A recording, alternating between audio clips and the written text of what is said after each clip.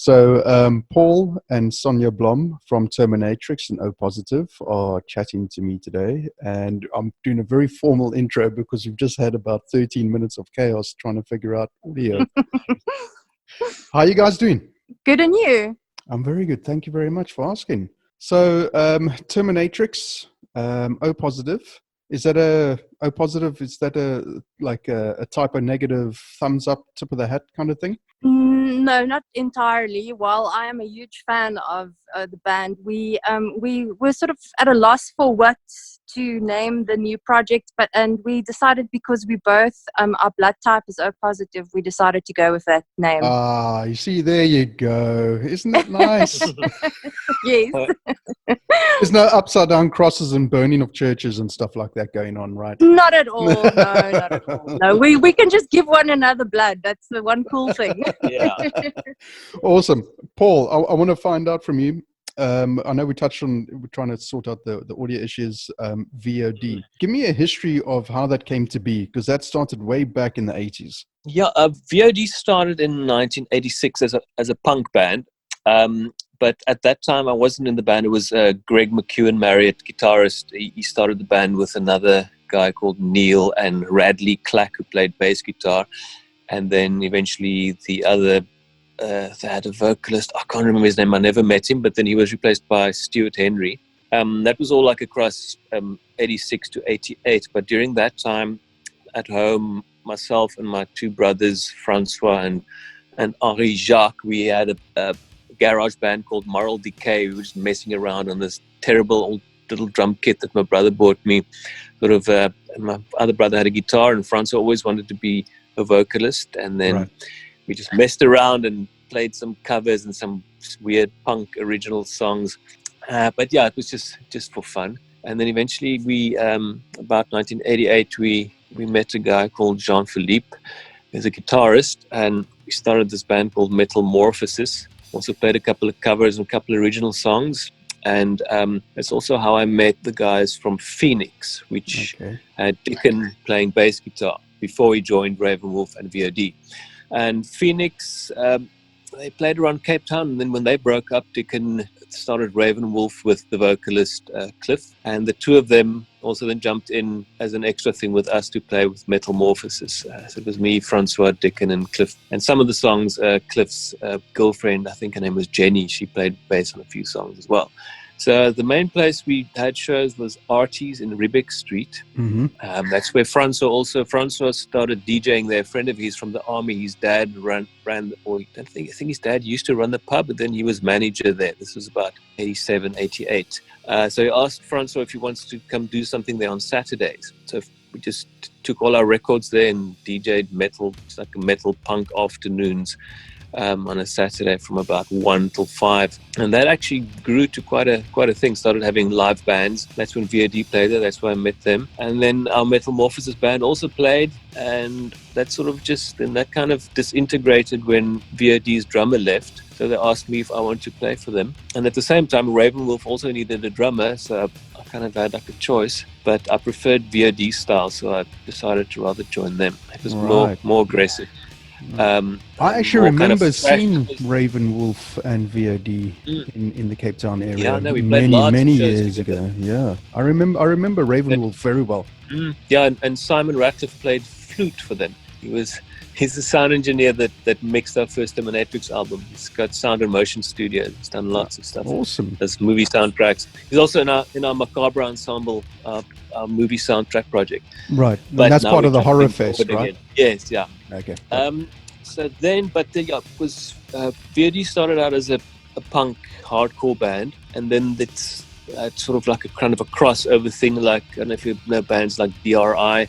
It's not really metal, it's not really punk, it's not really a hardcore, and I like that. And then when I joined, and Dickon also joined on bass guitar because Radley left the band. The two of us, it just naturally also went more into a metal direction. So yeah, we were just playing all over Cape Town, toured up to Joburg to go play shows there, recorded demos here, there, everywhere. It's just finding a studio to capture the sound the way you wanted was just almost impossible. What were your influences? Because it just seems like, in the early 80s that it was metal wasn't even, a thing for us, Yeah, particularly in South Africa. Myself and my brother Francois, we just we kind of let's go back to the 70s. Whoa, okay, here we go. I was born in 1970 and Francois was in 67. So we grew up with 70s music, and my dad worked at the SABC and he brought records home. Lots of records they weren't allowed to play at the SABC because it's, it's evil or whatever they thought it was. Or so some of the stuff was just like Mungo Jerry and Mud, which is like sort of glam rock bands from those eras. And we really liked that stuff. And we'd buy 7 singles for 99 cents at C&A or the OK Record Bar. And if anyone remember those. Yeah. Anything from, and the pop shop records, stuff, anything from Kraftwerk to Gary Newman. But then a friend of ours lived down the road. He was actually in school with my older brother. And we reconnected with him and he had all the Kiss albums. He was a total Kiss freak. And then Francois was just hooked instantly. We went to visit him, listened to it, ended up buying his entire Kiss collection off of him and posters and everything. So from there, it just sort of systematically increased. From there, we started listening to stuff like Judas Priest and Iron Maiden. And then mid-80s, when thrash started coming in, Metallica, Slayer, and Anthrax, Overkill, Nuclear Assault, so it just got heavier and heavier. Right. And then obviously playing it, it's you want to kind of play the stuff that you like listening to. It was a natural progression. A lot of the bands that Greg listened to, like Discharge, it's these Swedish hardcore bands. It was very much a kind of a thrash. I think a lot of the bands got their thrash sound influence from there. So I think it was like just a natural thing to go that way. And even then, Stuart was still doing very much punk vocals. So it was kind of metal music with punk vocals. No melodic stuff, just lots of kind of screaming. Yeah. But then when Stuart left, I left the band, I think about 1990 for a year or so. And then when I was gone, Stuart left, and then my brother Francois joined V.O.D. And stuff that he liked was Alice Cooper and King Diamond, that kind of stuff. So very, very much metal orientated. So his vocals was kind of sort of death metal-ish, but not really. Melodic stuff in there wherever possible. So it was shouty, screamy, and singy all mixed up. But it was definitely just far more metal. So that kind of made it complete as a metal band with the vocals, because the Stuart's vocals still kept it a bit more in the punk side of things. But Dickon liked stuff like Black Sabbath, all the old school metal. We can't get V.O.D. anywhere, can we? We can get on Bandcamp. But we've got all this. We did a reissue of our Blutterfear album, which we recorded in Europe in the mid-90s. We did a 10th anniversary re-release 10 years after that. And then last year we did a 21st anniversary red vinyl limited edition release. I saw that. Of it. Very nice. There's lots of re-releases in different forms, but there are Mercedes left, a couple of vinyls left, but you can get it on Bandcamp. Okay, great. Well, link will be in the description below, so that's definitely worthwhile. V.O.D. actually toured, went overseas to Europe. We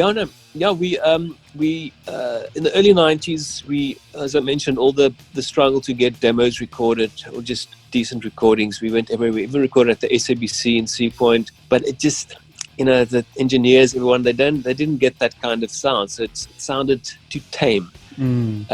So we recorded.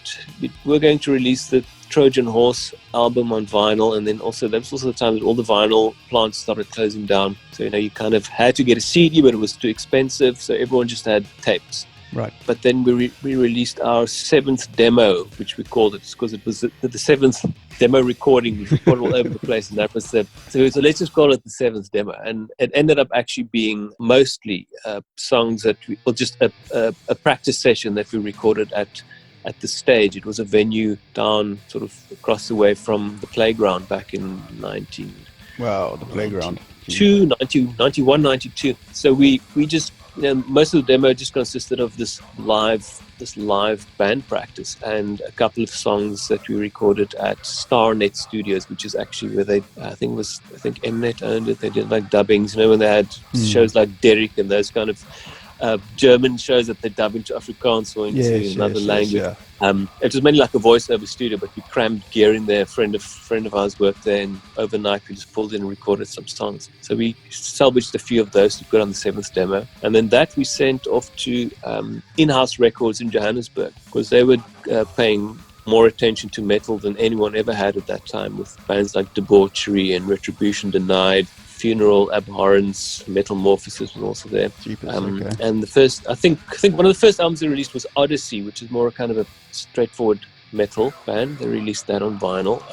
So we signed with them, and we got ripped off and nailed by them. Ouch. Welcome to the music business. Yes. So, but then from there, one thing that came from that was it was that big thing, first metal CD released in South Africa. It was a compilation with V.O.D, Debauchery, Retribution Denied, and I think maybe Urban Assault, maybe. But yeah, so it was just about 5 bands with a couple of songs each on this compilation. Wow, awesome. But then they were sort of pairing up with Morbid Records in Germany, a German label. At that time, grindcore was gore, grind, those kind of bands was very, very, very popular at the time, and black metal also started. But then we contacted the guys from Morbid Records, see if they want to actually do something beyond this compilation with us. And they said, yeah, cool. So they signed us. We packed up everything, moved over to the UK. This was about 1995. We moved into a house in East Ham in London. Yep. We took a bus to Yorkshire to record at Academy Studios to record the Bloedrivier album. It's a studio where bands like Cradle of Filth recorded, Anathema, Paradise Lost, all those British metal bands recorded there. Who funded all of this? Oh, well, Morbid Records. We got ourselves there, but then the record label covered the recording. Awesome. That doesn't happen anymore. And there was still, obviously it was still all full analog studio, no digital editing or adding of reel stuff to reel. Yeah, record. Awesome. Yeah, so the reels were sent off to Germany. They mastered it and pressed the CDs. But also just before the Bloedrivier album, they did a little mini, quite a rare thing, just like 1,000 or 3,000 copies of this little mini CD, which had our song If I Had a Soul, a demo version of the song Doom, and I think the only version we recorded of Your Master Puss, which is quite a popular Cape Town slang word. That is absolutely volumes. You can just I mean it's a very South African, very Cape Town thing, and it just it says it all. So that was on the mini disc. I don't know what the guys that bought it in Germany or all across Europe, what they made of that song, but in the Netherlands. In the Netherlands, yeah. I was just going to say, spot on, Sonja. They would have got it. Yeah. Do with this? Mother's cat. Anyway, but then we released the Bloedrivier album in like '96, and then we did a whole European tour in '96 or '97. I always forget. But we toured with a Norwegian band in the woods. So it was sort of also very much at the height of the black metal, the black metal thing. But they did the black metal thing, and then they were moving out of that to more of a kind of an ambient doom thing. We toured with them, and Catatonia, I think they're actually still going. It's a popular sort of a doomy, slow atmospheric metal band. And for a full month we toured across Europe in a bus and played shows. Oh, jeez. Quite an experience. So when was the end of V.O.D then? Well, I came back. The entire band stayed behind. I came back to South Africa. It was just, it was fun while it lasted, but it was not a place I'd like to live for the rest of my life. London it's great, but after 2 years, so I came back, and then eventually Franco came back, and then Greg came back. So by 1998, I was just only about a year and a half, we played Opikopi. We played 2 nights. We played the Black Label stage, which was total chaos, and then the main stage the night after, which was fun. So it was just me, Francois, and Adam van der Riet. He was in the band Pothole and Sacrifix. He played bass for us to stand in for Dickon. Okay. And our second guitarist, Johan, I didn't mention him, because he was always kind of like a second live guitarist. He lived in Namibia. He toured up. He came up to England to do the tour with us as second guitar. He played guitar for us at the Opikopi shows, because Greg was still in Greg was still in the UK. But then in '99, Greg came back, and then we played the Woodstock Festival in Heidelberg, which was quite an interesting show. We closed the festival, and I believe the Christian bikers pulled the plug on the entire. Oh god, there we go. On the There's entire gonna happen at festival. some point, isn't it? Jeepers. So yeah, it was funny and cool because we just finished anyway, so it was quite Oh, there we go. The They Christian didn't bikers fuck always anything late up. to the party. Yeah, there you go. But Oh, and dear. then from there we were going. I mean, we had new songs that we wanted to and needed to record, and we were going to meet up for a band practice shortly after that. And then Greg just didn't pitch up for it, and he kind of just sort of dropped off the map. It was like, yeah, so you just sort of kind of dropped off the map, and it was like, oh well, okay, I guess that's that. And then I met Sonja at the only copy they had here in Worcester, and really liked her. I liked her so much I married her. Yeah, I was just But going to then- say, that's it. It's done and dusted now. She was the hottest girl there. Yeah, she still is. But Still, I was just going to say, add the still is. Amongst all this drunk hippie chicks, this girl in this long leather trench coat, I tell you. She That's it. stood out. That's not, it. Not, Yeah. not like a sore thumb, but yeah. So anyway, Is that like the birth of Terminatryx? almost. We ended up living together in Three Anchor Bay, Right. and Christina Storm. I don't know if you recall her, the model Christina Storm. She was a down the street neighbor of ours, and we actually worked together, all of us, on a shoot for I think for Stage magazine. So we became very good friends with Christina, and just out of the blue one day, Christina and I can't remember if we had a couple of glasses of wine in us, but we just decided, okay, we now want to start a band. We like surrounded by all of these musicians, and it's not time for a girl band. And then Paul said, oh, okay, if you want to do it, then let's do it. And it was supposed to be the original name for the name that Christina and I decided on was actually Uberpuss, spelled P-U-S-S, not Not the other one. Yeah. yeah. And but then thank God Paul actually intervened, and it ended up being Terminatryx, and we started dabbling with a few songs that Christina was still involved, but then It was about 2002. 2002, but then Christina's work commitments became a lot, and she also became pregnant with Ruby, and so that sort of fell apart. But then we decided to go on with the project, and we were actually asked to open for Diary of Dreams, a band from Germany, a sort of goth rock band. Dark Okay. Wave. Yeah, Dark Wave. Right. Who I'm actually a huge fan of them. So our first show ever was opening up for an international act Wow.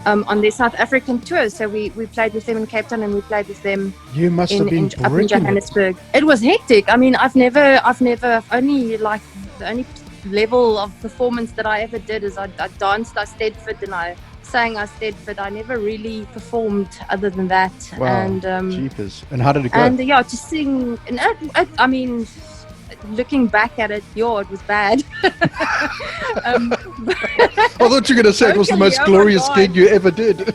No.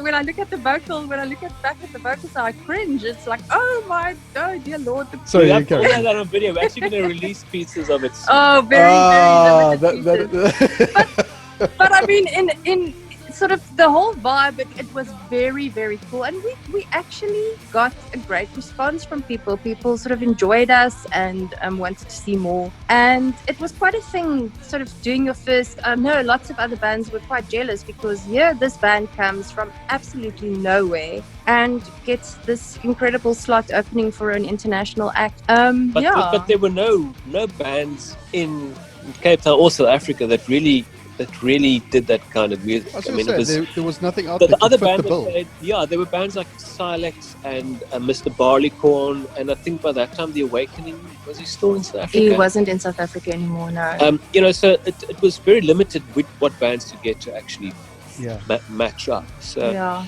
and but honestly, I also think it was very much then Christina was still in the band, so Absolutely, it was also yeah. very much a marketing thing on their side to try and get more attention to it. Hey, this supermodel is in this band. They don't really care what they sound like. Yeah. So maybe get some more people through the door. But then she left before that happened. So yeah, but they kept us on the ball, which was great. Knowing that she wasn't part of the project anymore, which was nice of them. But but initially it was just a case of when I left the UK, I bought myself a bass guitar because I was obviously playing drums with V.O.D. because I had lots of songs I wanted to do, but just need to figure out how to do it because I like ministry and that kind of stuff. So I wanted to do something around in that line. So I started this solo project called Fate, which is just bass guitar and like drums and sampling and stuff. Bass guitar and shouty vocals where needed. White Stripes 1.0. Yeah. But it was a one-man project. So I just did what I wanted to do, how I wanted to do it. But it only had to have bass guitar. You weren't allowed any guitars, just bass guitar, lots of distortion. So I started calling it Techno Grind. Created my own genre. There you go. Yeah, it was very ahead of his time, actually, in my opinion. But then I kind of used that and the stuff programming in the bass guitar. So I pretty much just used that for the initial Terminatryx songs. So I was kind of also just learning my way around it. I still don't think I can really play any instruments. I cheat my way around it. So I just created some songs for them and they liked it, and we recorded some demos. But then when it came to the live shows, we actually needed a band. It couldn't just be Sonja and I. So friend of ours, Brett, he was going to play guitar. Well, he did play guitar, but there was a chance he was going to go overseas. So we got our friend Malcolm, who was in the band Gremlich, to play guitar if Greg can't make it. But then Greg stayed. Greg. So Brett actually didn't go overseas, so we just ended up having two guitarists. Yeah, and we also had Ronnie, who's our current drummer still from Gremlich, who joined us. For live drums. Yes, Very scary looking guy. That is handy to know somebody who's a tattoo artist. You see. He is, and you know what? He is a brilliant artist. You can. I'm going to do some shameless punting for him now, but you can actually find him. And there'll be links in the description below to all his pages and whatever else. So you can find him at Mr. Lucky's Cape Town Tattoo. He actually goes under Black Pro Tattoo Artist if you're looking for him specifically, but he is along with Mila Mercer. Okay. Mercer, yeah. And he is really, Ronnie was a jewelry designer by trade. I mean, he studied that as a craft, and recipient of the Anglo Gold Design Awards and stuff. So he's an incredible artist, and he just sort of transitioned. Okay. Everyone does. Very good friend. Also made movies with Thomas as Black Milk. So yeah. It's a whole big incestuous thing. I was just going to say, I mean, you got to know a lot of people, and I was just going to ask something now, Paul. I mean, if I had to go through the list of stuff that you've done or that you're involved in, an hour's conversation will never be enough because, I mean, it's your producer, writer, you do everything. The Horrorfest thing is just, how do you organize shit like that? I don't know. You just do it. You just have to do it. Where do you find the time to do all that stuff, though? I sit here all day in front of the computer and go, so it's just that's why this whole lockdown thing. It's hasn't really changed much for me at all. I just still keep going the way I do it. So you sit and you contact people and you organize shit and try and get it done. I guess it's a case of not being afraid to ask people favors and stuff. No, you have to. It's just, we reciprocate as much as we can. Yeah. You don't just ask for freebies for anything. Absolutely, absolutely. And it's difficult. Lots of it is self-funded, just like these alternatives documentaries that I'm working on now as well. I was just going to touch on that too. Yeah, jeepers. I mean, that in itself. When is that going to come out? I don't know, but it's done. It's three feature-length documentaries, and there's still lots of people I need to interview. Wow. And three obviously feature-length. This is now, and it's not just going to be little YouTube clips. No, we're going to do proper movies. So it's a story that needs to be told, and no one's told it. So just like the Horrorfest, there wasn't anything like the Horrorfest, so we decided, okay, we'll have to do it. Yes. No one's made documentaries on the South African alternative music scene, so I said, okay, I'll have to do it. Yeah. So it's yeah, Yeah, and loading crap on myself. Paul is also sort of managing and producing one of my projects called Isabel that I I'm doing. saw with a that very on good friend. YouTube. Yeah. Yes, okay. I'm doing it with a very good friend, Noreen Dorman, she's a published author, and her husband Thomas Dorman is our photographer, and but we've also known them in the alternative scene for a million years. But Noreen and I have started doing this project. So Paul's actually producing the songs as well, and I think he's doing an incredible job. If you think sort of the stuff that he does normally, and then moving to something. I don't know if you've heard Isabel, but it's very folksy. It's on YouTube, right? It's on the Flamedrop Productions. Is that it? Yes, that's right. Yeah. Right, there we go. And obviously, almost like a polar opposite of what we do with Terminatryx. So it's completely kind different. of a goth acoustic. Gothic. See, there you go. He's just created another genre. Yeah, but you know what? I would actually. It's more folky for me. Well, dark folk. It's dark folk. Yeah, it's somber. It's somber. It can't be anything else if it's Noreen and I. So it's very dark. So, what is the recording process? Do you crack open a bottle of wine and get into a mood, or is it just go in, record? And... No, this is contrary to belief. We don't drink almost. We are. Oh, hang on a second. Where are those Friday Jack Daniels? Come on now. One drink on a Friday. One drink a week, yeah, and then sometimes it's a bottomless drink. Yeah, one drink. Yeah, it's the whole bloody bottle. No, it's literally one drink. Yeah. It takes us months to finish a bottle of Jack. Unless we go to Hermanos for the weekend, then I can do one. Yeah, but then it's all of us drinking. Then you have a purpose. Yeah, no, absolutely. But anyways, we are just I think Noreen and I both are sort of cut out of the goth cloth completely. We are. I don't think that you get into that vibe. I think you are sort of just constantly in that vibe. And for us, it's been we've created an entire album's worth of material. Awesome. In a relatively short time, actually, and we've recorded all of this, and Paul is busy producing. But it's just taking me long to mix it, to squeeze it in between all the other stuff. Because we also want to do, still have a backlog of Terminatryx songs that I have to finish. Yeah, and then we did ourselves no favors doing this O Positive thing as well, which now, the typical Paul, it can't just be like one little thing that you do for fun. It now has to now be a completely organized thing with a website and a YouTube page and a Facebook page and everything. But doesn't this become really expensive doing this sort of thing? I mean, a website is not free. I mean, I've got my Flamedrop.com, so I just tag it onto that. Yeah. Okay, right, gotcha. Yeah. That makes sense. So, I mean, the visuals that I see coming out from the YouTube Flamedrop and from the Terminatryx channels, how the hell do you do that? Because particularly the O Positive one is, you did that all on your own, Paul? Yeah. No, we just put a green screen up in the lounge, shot it, and I edited it. Bloody hell! How long was that process to do that one video? Well, it took a while, yeah. Well, initially, I thought, okay, we do this cover thing. First of all, we must pick songs that are easy to do. I don't want to spend more time working out a cover than I would just doing an original song. I'd rather do an original song. So obviously, Seven Nation Army go, okay, this seems easy enough. Work it out. And then we recorded it, which went very, very quickly. Yeah. I mean, and I just sat here I just brought the laptop into the bedroom. Sonja was watching TV. I just recorded the bass line in like one take. And I think Sonja's vocals was like one or two takes. Yeah.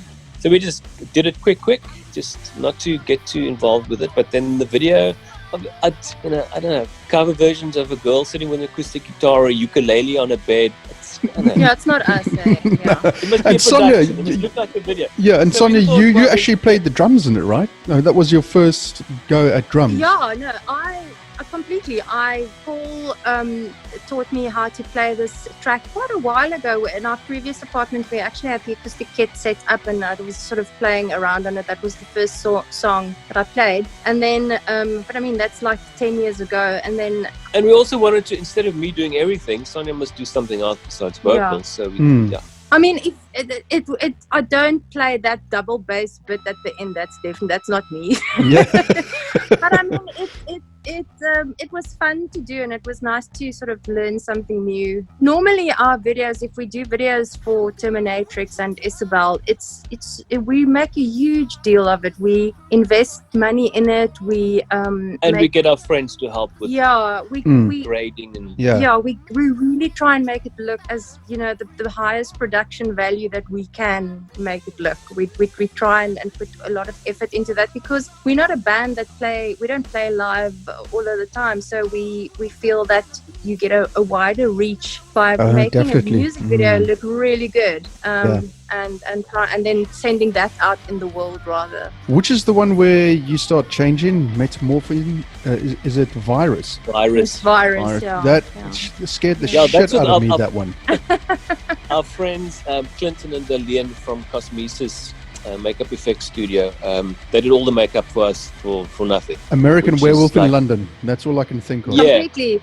That's just the most beautiful movie. Shown that clip. Yeah, we were that year with Horrorfest. We were in contact with John Landis because we were showing American Werewolf in London, and he actually showed the clip to Rick Baker, the original makeup artist, who thought it was good. So we for that video we got like 200 grand's worth of makeup effects, and a guy supplied lighting for us. Another guy, Kevin Bitters, did the smoke effects for free. Everyone just pitched in, and it's fantastic. That's a great video. What we also do is we ask our friends, like we've got a friend, Leon Fisser, he actually just won an award, South African TV award for editing, being the editor on a show on TV. Brilliant director of photography, and he did Shadow for us, which was probably one of my favorite videos. Well, Paul and I Dion was a cinematographer and the editor. And the editor, Paul and I basically directed the video because it was an idea that I came up with some time ago and always wanted to do it. But so these people want to experiment, and they want to do things out of the ordinary as well. So they always, like, I've been like, with Isabel, we've never asked anyone to do a video. Our friends offered. They ask, Sonja, can I do a video for this song? Because they've got ideas, and they know that we are very open with, you know, we are very cool with most things, and so that's how we also get our friends to participate, because it's stuff that they're interested in and that they also want to experiment with, and they get that forum then, or that platform then to. Actually, an interesting segue. A lot of our songs actually come from our MAKABRA ensemble sets. When we create music for the silent films, when we screen silent films, and we do a live soundtrack to it with the MAKABRA ensemble. And then a lot of the songs that come out of that become Terminatryx song. And one of the Isabel songs was it Take Me Away? Take Me Away. We did that in the Hunchback of Notre Dame for one of the scenes. And Leon was in the audience, and then he told Sonja that if you ever do a music video for that song, he wants to do it. That was 4 years before that. Yeah. So that eventually happened. So and made a fantastic video that's like set in a church with ghosts and stuff. Idea that Sonja wanted. No, that was actually Leon's. Yeah, but the idea of the ghost. The ghosting thing. Yeah. So now, what happens now with lockdown in effect, and God knows whenever we'll be set free again? With Terminatryx, going to carry on recording, or just keep releasing back catalog stuff, or what's going to happen? No, we've got lots of new stuff that we want to do.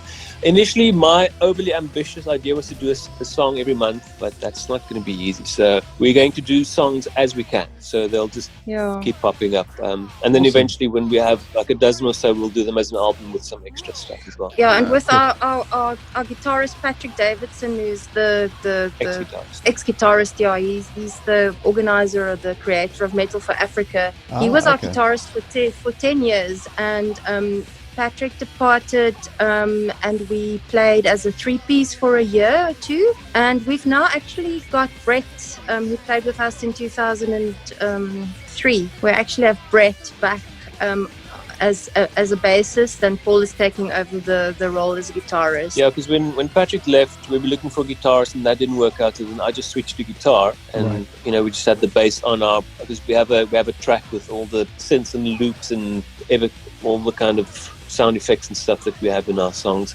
and choirs or whatever you need. Right. We have on a track, so just stick the bass on the track and I play live guitar. So, but then we, Sonja, you caught in the cable there. She had to go grab the Chihuahua. He was going to start whining. Yeah, I started crying. And I was climbing all over me. What was I saying? But actually, we never answered the question on how long the O Positive video took to make. Yes. We Let's went go from back to there. that. Bounce. But so we do whatever we can, however we can. And whenever you can, yeah. Yeah, so just 5 things a day. Yeah, we have a few new Terminatryx songs that sort of works in progress. Probably about 4 songs. Yeah, 2 of them are pretty much done. I just need to re-record guitars and mix it. So there's going to be new stuff coming out, which is rad. So I mean, people need to keep an eye on the pages and everything. Yeah, no, we post whatever we need to put, whatever's of importance, we'll let everyone know. I mean, we've also got a little thing that's going to come up soon. We'll announce. Can you give us a little hint of what that might be? It's nothing major. Nothing we'll see. major. It's just a little fun thing. Yeah. Okay, cool. So when is the next Horrorfest then? Oh, well, it's always over Halloween. So it's late October, early November. Is there going to be one this year? We'll have to see what the Labia Theatre is doing. So we're working on some alternative plans, but we'll holding thumbs that everything works out. But I was chatting to the people from UIP because we often do some screenings, some pre-release screenings with them, and they were looking at July for some new releases. I don't know if cinemas will be open by July, hopefully. If not, hopefully by October at least, then we can still do it as usual. But just like with everyone doing live streaming shows, we were actually going to do that before this whole pandemic story. We were going to look at doing some cool live stream shows instead of, playing club. I mean, with places closing down, Roar closed, and then Mercury closed. Kind of running out of venues, and also the population for our kind of music is not a big one.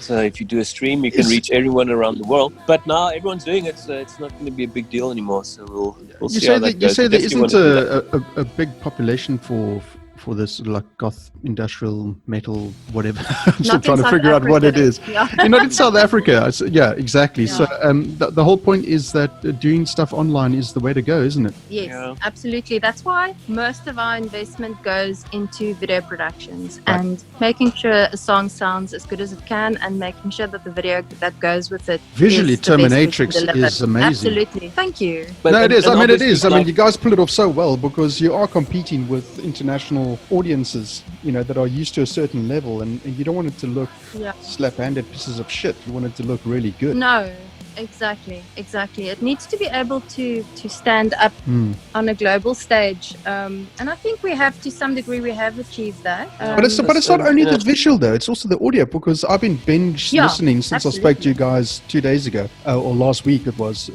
That I've been getting Terminatryx stuff, binge listening, and I think that this morning I was doing the anthology, and it's like Jesus, the actual quality of the recording is really, really, really good. Thank you.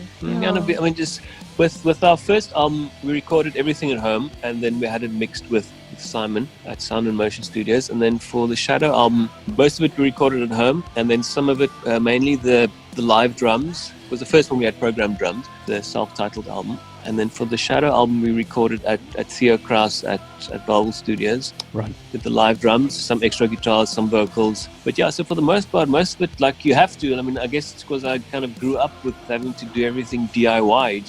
You don't really have a choice. You have to do it. You can't afford to let someone, go record and mix and master at someone's studio. So especially now with the brand new Terminatryx stuff, we do everything in-house. Do you call on other musicians to sort of, have a little cameo appearance, or Yeah, for the Shadow album, we had quite a few. Yeah, for the Shadow album, we had quite a few notable people. We had Heike Langans from Draconian as a guest vocal on one of the tracks. I can't remember. Outcast. We had Francois, Paul's brother, and we had Francois van Koop on Holy, the one song, on backing vocals. levels, and then we had And Dickon was down from the UK. He yeah. played bass for Holy. Which is always such a pleasure. I love Dickon dearly. When Terminatryx, we were invited to Berlin to play at the Popcorn Festival. Wow. And it was just Paul and I at that stage, and so we recruited Dickon to do bass for us while we were in Germany, and it was such a pleasure working with him. It was so much fun. And then we Craig also B. Craig. No, I see now. That's the reason where I was guy. leading with that, because I spoke to Craig yesterday, and he told me he was recording some music for you guys yesterday. Yeah. I think we bumped into him, was at the Kings of Chaos show. Can't remember. I think at a casino, Grand West Casino. We bumped into him, and don't know how it ended up, but he said, why doesn't he have a guest slot on the... He said, what the hell? Oh, okay, well, of course. In that case, here we go. There's a song for you. And he's such a chill guy as well, eh? Oh, yeah, he's just lovely. And such a great guitarist and vocalist also. Yeah. But he's actually... This morning he sent us a track for another cover that we're doing where he's going to be guesting on for guitar. Awesome. For O Positive, yeah. Excellent, man. Who else? And we had Matthijs van Dijk plays violin with us in MAKABRA Ensemble. Yeah. He played violin on Outcast as well. And he also plays violin on some of the Isabel songs. Yeah. Okay, to add that serious melancholy. Yeah, Yes, he's a fantastic musician. He really, he's just something else. I mean, every MAKABRA ensemble that we do, he always wins man of the match at the end of the of the live performance, because if anything goes wrong with anyone's stuff, you can rely on Matthijs jumping in and filling up the gap if need be. He's that type of musician. He can just jam. Awesome. Yeah, so Matthijs and I think all of these people were just, having them on Shadow was just amazing. It was just such an honor to have all of them participate. Some of the upcoming songs we're gonna have some people as well. We just we'll let everyone know once that gets revealed. I'm gonna still keep trying digging for information, but that's cool. I understand. But you know, I mean, it's also okay as if you say one thing, but then that song might still take 3 months before we actually finish. Yeah, no, absolutely, absolutely. Yeah, no, absolutely. Build up the anticipation and get the likes and the shares and the loves and the subscribers in. So people down below in the description will be all the links to all the pages, Bandcamp for V.O.D stuff, Terminatryx, YouTube, wherever else you guys are. I'm going to put all the links down in the description below, and I'm glad to hear. It's an absolute pleasure. And I'm to Isabel and to O Positive, the new one. Yes. And to Flamedrop Productions and so on and so on and so on. It will be in the description below. Cool. Paul, Sonja, thank you so much for chatting to me. I know it's only been an hour. It feels like I need to have like a whole flipping week of podcasts with you guys to catch up on all the stuff that you've been involved in. But that's just a little inkling of what you guys do. And thank you so much for taking the time out. And go spend some time with your Chihuahua now before it starts crying. Shame, poor thing. And 2 Chihuahuas. Two of them. He's sitting on my lap already. Oh, good dog. Well behaved. Enjoy your Jack Daniels people on Fridays. People can see both of them. They can see both of them in the Seven Nation Army video. The terrifying ending. Yes. Yeah, there's a Chihuahua right in the beginning. Our cat Ming comes up in the middle of the video, and then our other Chihuahua Khaleesi comes up at the end. Khaleesi, brilliant. Well, guys, thank you so much, man. Thanks, I was man. nervous as hell. I was worried that I would have woken you up and gotten you out of your crypt, but thank God you guys are just normal human beings. We rise with the sun. Awesome, guys. Have a good one, and thank you so much for chatting, man. Cheers. Alrighty, ciao.